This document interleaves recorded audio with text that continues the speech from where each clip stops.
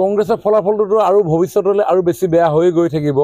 কাৰণ কংগ্ৰেছৰ যি অপশাসন কংগ্ৰেছৰ যিটো দুৰ্নীতি কংগ্ৰেছৰ জনসাধাৰণক প্ৰতি তেওঁলোকৰ যি অৱজ্ঞাসূচক মনোভাৱ এই মনোভাৱসমূহক আৰু এতিয়া জনসাধাৰণে এনেধৰণে প্ৰত্যুত্তৰ দিব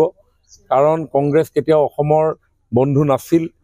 কংগ্ৰেছে জনসাধাৰণক আভুৱা ভাৰি তেওঁলোকে প্ৰত্যেকটো ইলেকশ্যনত ৰাইজৰ ভোট লৈছিল কিন্তু উন্নয়নৰ নামত তেওঁলোক শূন্য আছিল কাৰণ অসমৰ প্ৰেক্ষাপটত যদি আমি চাওঁ 1962 যেতিয়া চাইনিজ এগ্ৰেছন হৈছিল তেতিয়া কংগ্ৰেছে অসমক কৈছিল যে my heart goes to the people of Assam এয়া হ'ল কংগ্ৰেছৰ অসমৰ প্ৰতি মনোভাৱ অসমৰ স্বাভিমান ৰক্ষা কৰিবৰ কাৰণে অসমৰ জনসাধাৰণে 6টা বছৰ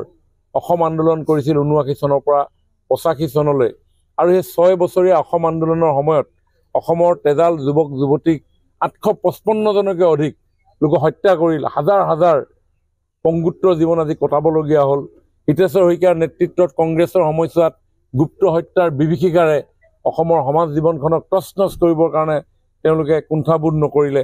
পৰৱৰ্তী 1 চনৰ পৰা 15 চনলৈ তৰুণ গগৈৰ নেতৃত্বত যি কংগ্ৰেছৰ শাসন চলিছিল সেই সময়ছোৱাত কেনেধৰণৰ পৰিৱেশ অসমত বিৰাজ কৰিছিল আমি সকলোৱে দেখিছোঁ এটা চৰকাৰৰ চাকৰি পাবৰ কাৰণে আজি ধনৰ লেনদেন ব্যাপক ৰূপত হৈছিল সাধাৰণ জনসাধাৰণ ওচৰ চাপিব পৰা নাছিল মেধাৰ কোনো প্ৰশ্নই নাছিল উন্নয়নৰ নামত শূন্য আছিল গতিকে সেইবিলাকৰ পৰা পৰিত্ৰাণ পাবৰ কাৰণে 16 চনত অসমৰ ৰাইজে ভাৰতীয় জনতা পাৰ্টিৰ নেতৃত্বত আমাৰ চৰকাৰ আনিবলৈ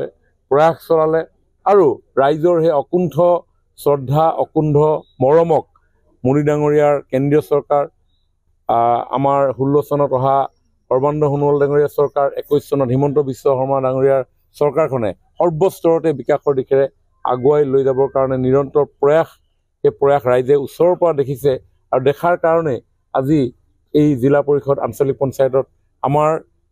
প্ৰাৰ্থীসকলক বিশাল ব্যৱধানেৰে বিজয় সাব্যস্ত কৰিছে আৰু অন্যহাতে গাঁও পঞ্চায়তত আমাৰ দ্বাৰা সমৰ্থিত যিসকল প্ৰাৰ্থী সেই প্ৰাৰ্থীসকলকো বহুত ভোটৰ ব্যৱধানত আজি বিজয় সাব্যস্ত কৰিবলৈ ৰাইজে আগবাঢ়ি আহিছে আমি কোনো ফাইনেল বা ছেমি ফাইনেল আমি খেল নেখেলোঁ ভাৰতীয় জনতা পাৰ্টিয়ে প্ৰত্যেকটো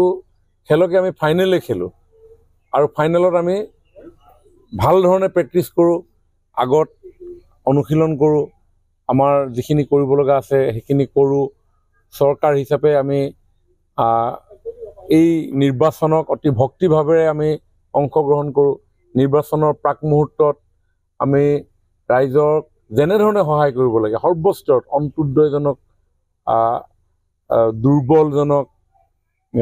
আনৰিচেবলক ৰিচ কৰা আনটাচেবলক টাচ কৰা